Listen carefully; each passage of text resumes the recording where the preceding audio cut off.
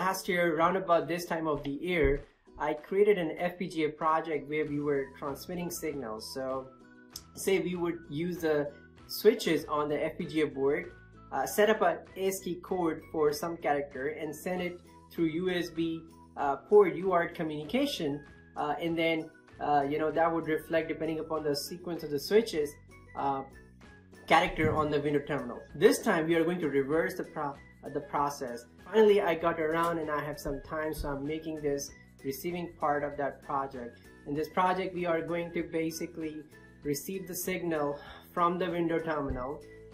Basically, whenever the key is pressed on the keyboard on your laptop or PC, it's going to send a signal through a wire, and then based upon the signal, it's going to reflect the ASCII code using the LEDs on the Basys 3 board.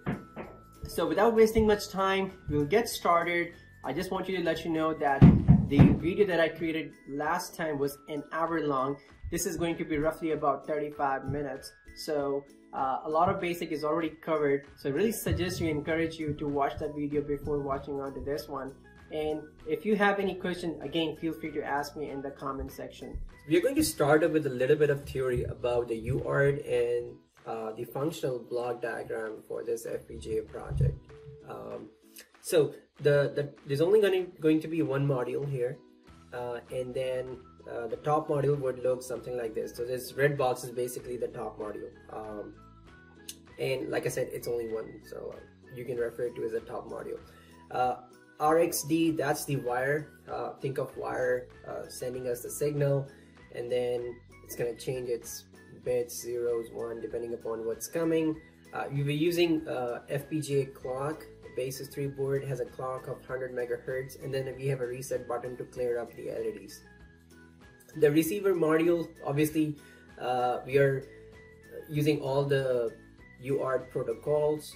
We will have a total of 10 bits. So we will be receiving 10 bits. Starting bit, then we have an 8-bit data, 1 byte, and then we have a stop bit.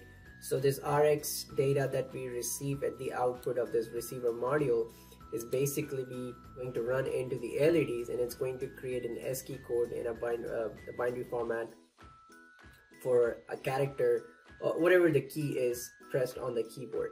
Okay, so in terms of the theory, put it into words like what this project is.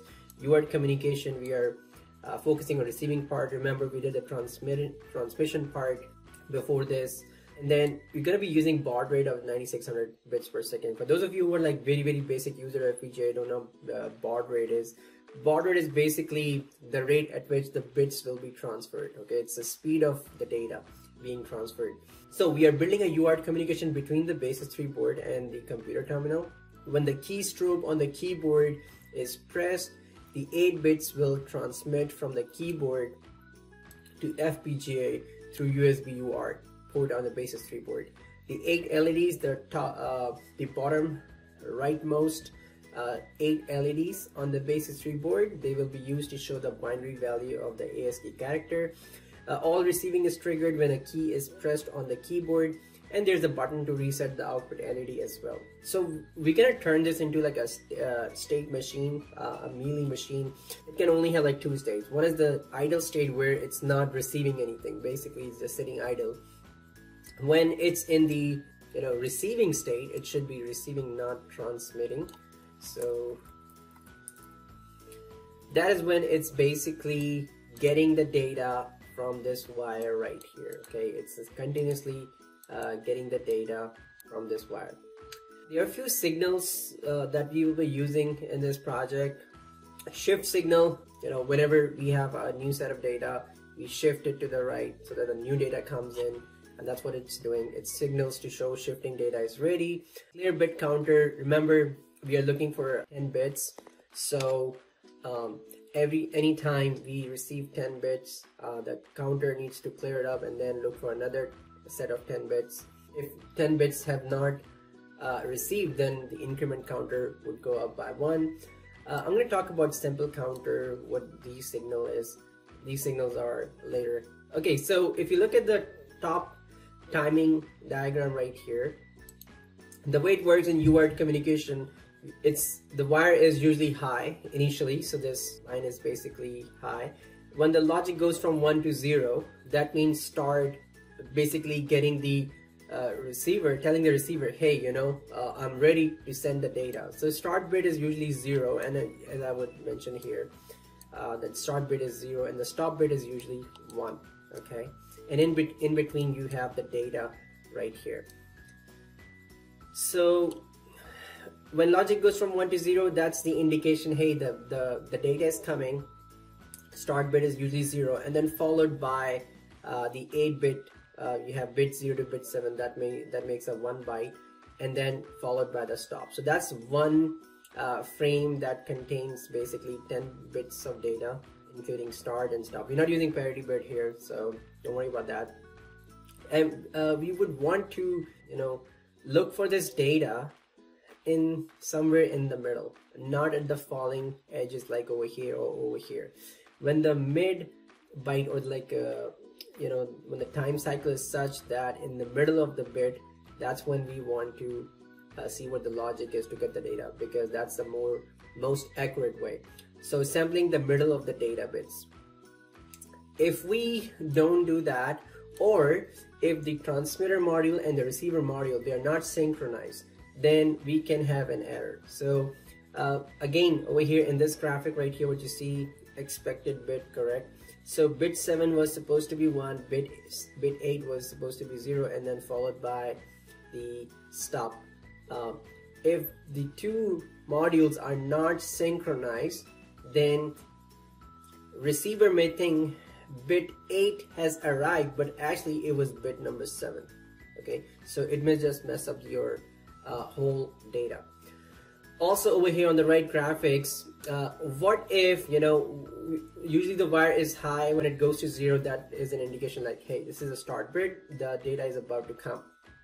What if the logic goes to 0 because of, say, any electromagnetic interference or any outside noise or something?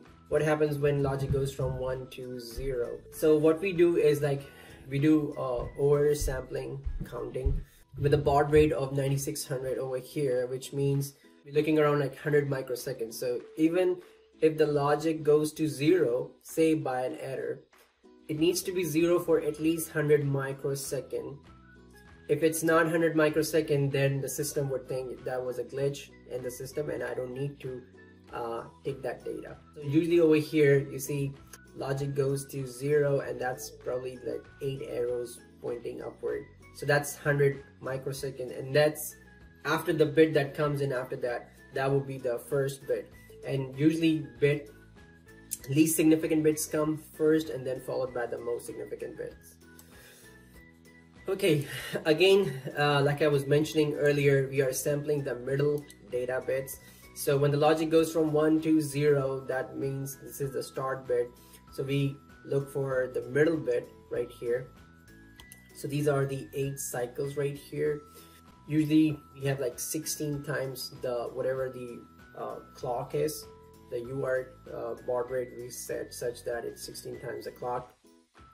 And then you add another 16 cycles here to get the data for the first bit in the data byte, right? And then similarly another 16 cycles, and then we will get D1, another 16 cycles, then we get D2. So we are basically checking up the logic mid bit, okay, not at the falling edge like over here, okay. Little bit of theory, I'm not going to go through all of it, but some important details. So like I was saying earlier, you have to make sure that both receiver and transmitter module are synchronized. So in order to synchronize with the incoming signal, because we don't know or have access to the clock, in this case used during the transmission, because there's no clock involved, so we don't know how to synchronize. And to determine when the new data or new byte is coming, we look for the start bit by oversampling the signal at a multiple of a baud rate frequency. So once the start bit is detected, we sample the line at the known baud rate to acquire the data bits. And then receiver typically oversamples the incoming signal at a 16 times the baud rate, and that's how I was showing you in the earlier graphics. In this project we are using 9600 baud rate, so we need to consider the sample rate to oversample so that the receiver can get the bit. A counter sends bit by bit at a specified speed, again 9600, and on the receiver side this data will be sampled to make sure that the transmission was received without the error. And this sampling time is 4 times that of the transmitter. And you see that we will set up a sample counter. I was referring to sample counter here. Okay, it needs to be incremented. We are going to use this equation right here, where counter is going to be the clock of the FPGA, divided by the baud rate times the oversampling rate, which is going to be 4. Okay, and that's what the counter is going to be. And I'll explain the code line by line so you'll get more. A couple of more stuff right here. The receive circuitry monitors the RX input on each oversampling pulse. So it's monitoring the data every time there's a oversampling pulse. If it detects a logic low, it starts counting and recognizes an incoming start bit, like I was mentioning earlier. And it detects a sufficient number of consecutive low inputs. Again, like here, for 100 microseconds, it was low. At this point, it begins shifting the value of the RX line to a shift register. So after the start bit has been recognized, the first bit comes in, the least significant bit, it goes into shift register. Second bit comes in, goes to a shift register. So it's shifting to the right. So we're gonna need a shift register.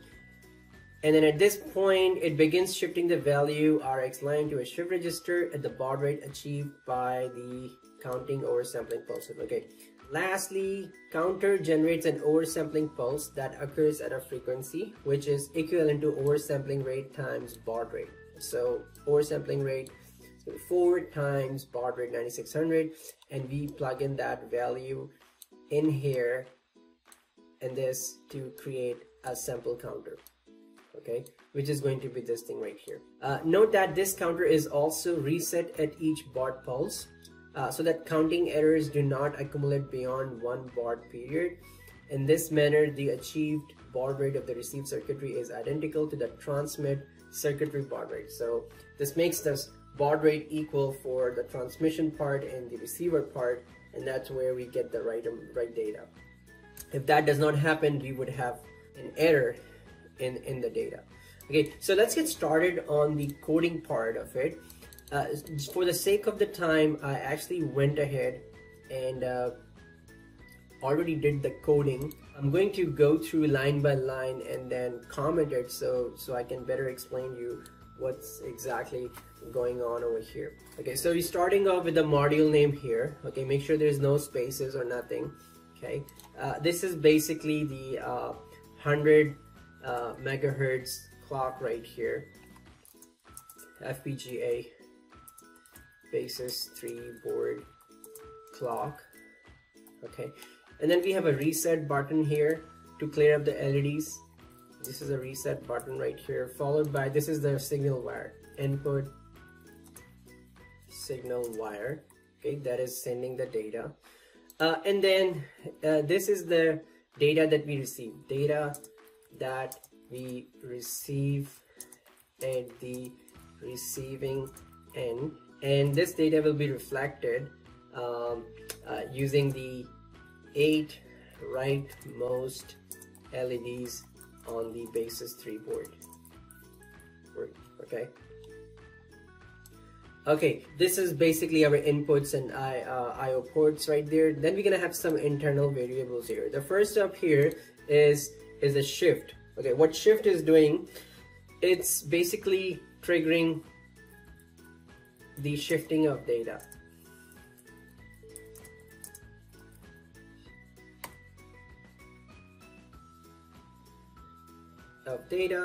And then here we have basically our I told you guys that we have basically 2 states, idle state and receiving state. So those would be go down as state, initial state, and next variable state. Okay, because we have 10 bits coming in, so we need a counter to count the number of bits. Total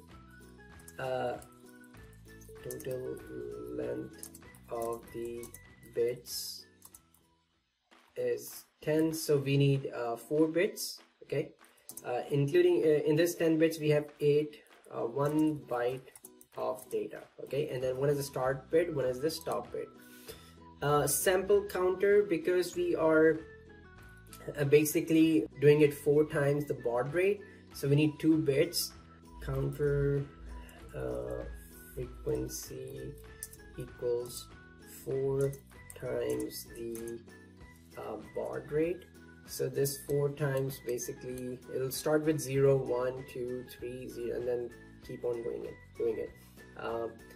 This is the baud rate counter, 9600, so 2 to the power 14 will give you something more than 9600.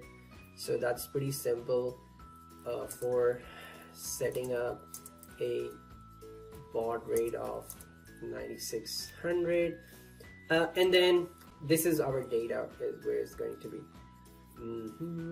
This is the data byte, and these are 10 bits, right?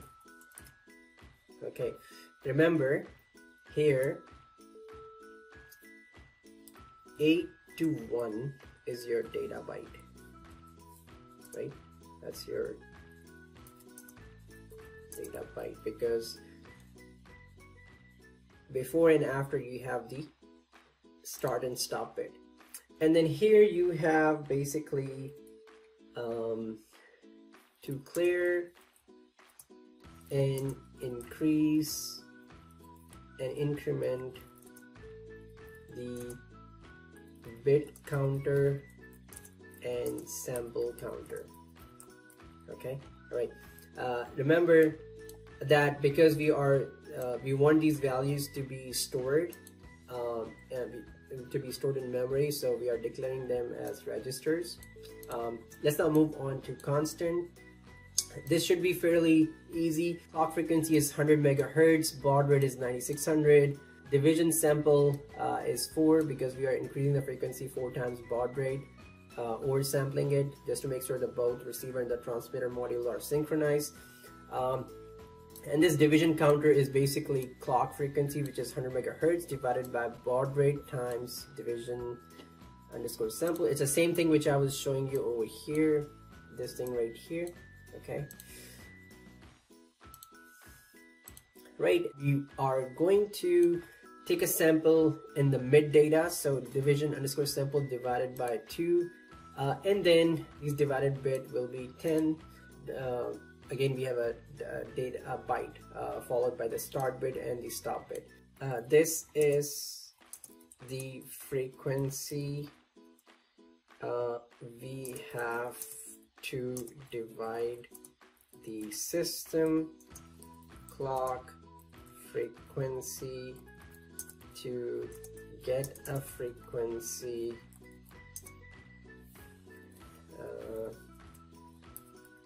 sample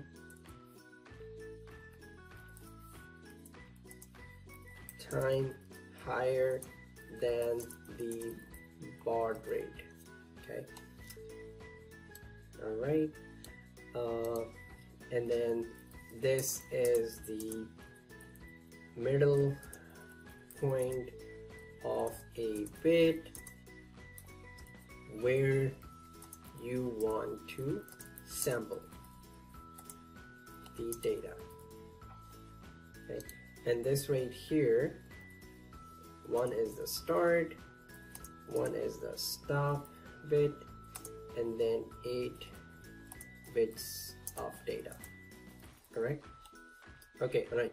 And here we are basically just assigning the RX data, the data that we will receive from the shift register.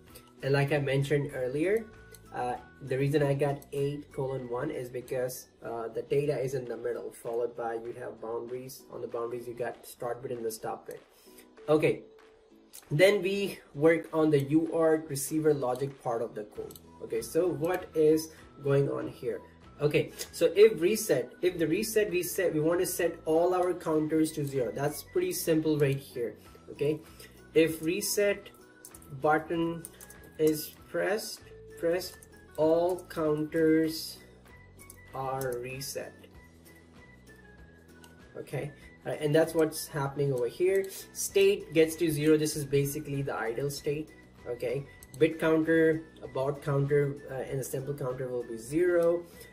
If not, then you want your baud counter to go up by 1. Remember, it needs to go to, we are setting up a baud rate of 9600. Okay, so it will wait for the value to reach up to 9600.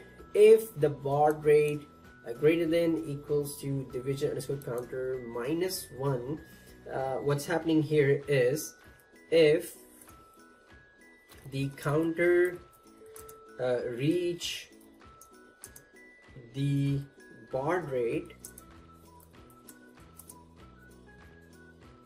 with sampling, then reset the counter. Okay, if the counter reach the baud rate with sampling, like it reaches 9600, then we want to reset the counter, and state should move to the next state. Means it should be ready to receive the data or switch to receiving state. Okay, all right, and when in the shift in the receiving state, if the shift shift is triggered, then what it should do is, if shift is asserted, then load the receiving data. Okay, if clear is asserted, then reset the sample counter. Okay, if increment sample counter is asserted, increment the counter by 1, right? And similarly, if clear bit counter is asserted, like if the bit counter is 9 or bit counter asserted, then it should reset itself, correct? Okay, and similarly here, when the increment bit counter is asserted, then the bit counter goes up by 1. Okay, and that's pretty simple. You basically have two states. One is the idle state. This is the receiving state right here, this part right here.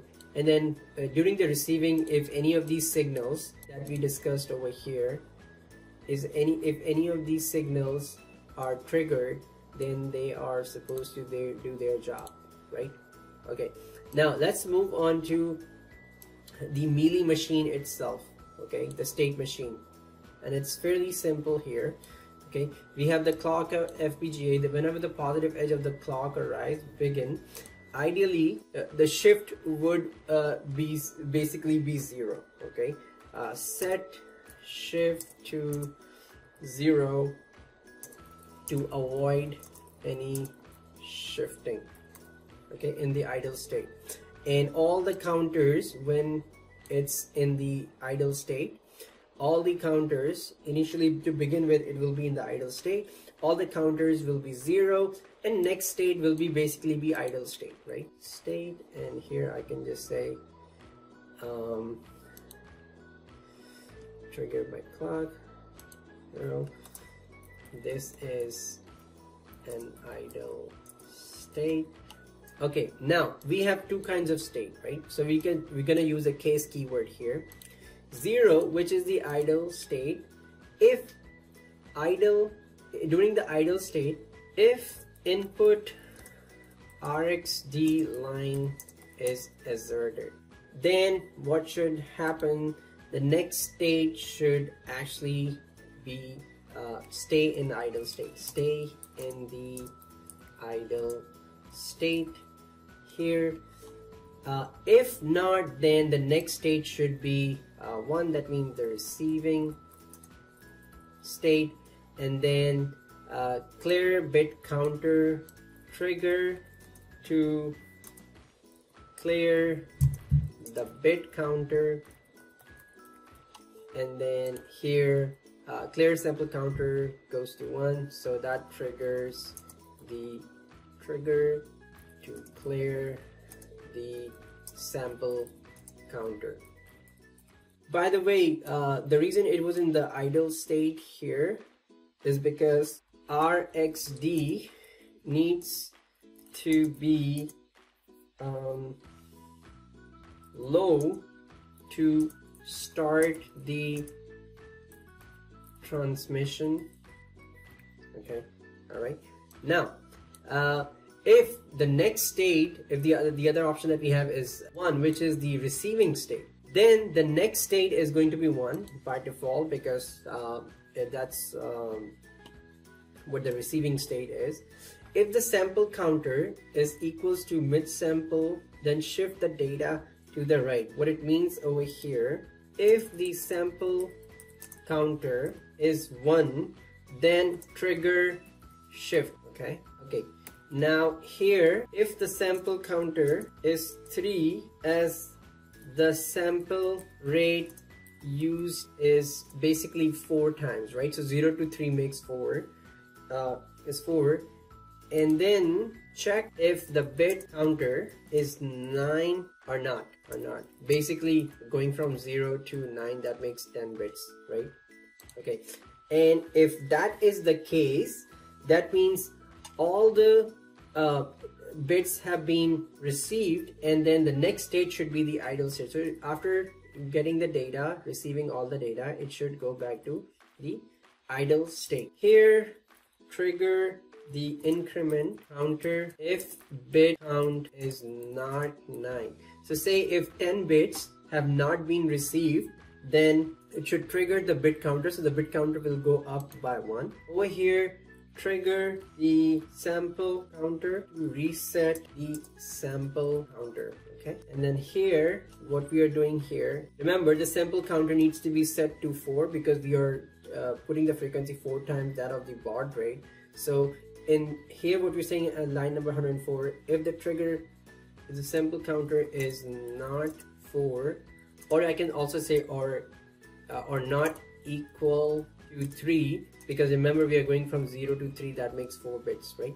Okay, or not equal to 3, then it needs to be incremented, and by default the next state will be the idle state, else it remains in the idle state. That means it's not receiving. And that's pretty much sums up our code for this project. I'm gonna go ahead and save this as I've been commenting, and I will run the implementation real quick. You have to be patient. Enjoying my cup of tea while I'm running the implementation.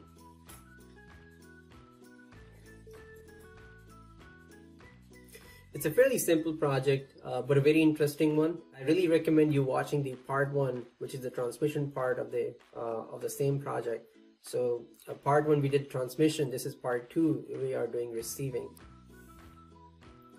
I'm also going to go over the constraint file real quick. The constraint file is pretty simple. We have the clock, system clock, which is clock FPGA 100 megahertz. I'm using the rightmost 7 LEDs, actually 8 LEDs, to display the ASCII character, the binary code. So that's what it is. And then I have a reset button, so I'm using the up button for the reset, and that's pretty simple. Awesome, yay! The implementation is complete now. I am going to generate a Bitsream file. Took me roughly 3 minutes. Okay, Bitsream file is now complete. Also, now I am going to connect my board with my laptop. Okay, so I can power my board, turn the switch on, and it lights up. Looks good. I need to burn the chip, so first of all I need to connect my hardware. So I go here, I then click open target, auto connect, it should automatically pull over here. Sweet. Status is connected. Let's go ahead and upload the Bitsream file. So click program device, select your chip. It should automatically pull up over here. If not, then go to your project file folder and find your bit file over there. I'm gonna go ahead and click program. As I do that, my done LED is on.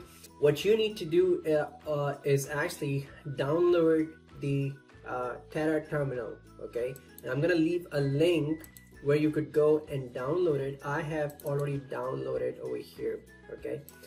It has this T looking thing right here, okay? So click here, click on serial, make sure you have the right port selected. I only have that one thing plugged in, so I'm pretty sure it's COM4. Yeah, and that's pretty much it. And I'm gonna go ahead and okay. Now I have set up a connection between my computer and my Basys 3 board. Let's look at the ASCII code now for different characters. If you look at A in lowercase, that makes a code of 61 in hexadecimal, which means in a binary it would make a code of 0110 0001. So if I press A here, and hopefully it should make that code. There you go. All right, it does 0110 and then 0001. That makes a code for A. Let's try B in lowercase. B in lowercase makes a code of 62, which means 0110 0010, correct? Okay, let's try that. B, the code changes from 0110 to 0010. Awesome. Let's try a couple of more. Say, what do you want to do? Q. Q is 71. So 0111 0001, right? So I'm gonna go here and then press Q here, and I see my change in the LED status. I have 0111 0001 71. That makes a code for Q. Okay. If you like the video, please mention that in the comment section. If there's anything that I need to improve on, be it the editing part of it, or graphic, or resolution, or my voice quality, audio, video, whatever, give me a feedback in the comment section, and I will be definitely reading those comments. So I look forward to it. Thank you and have a wonderful day. Bye-bye.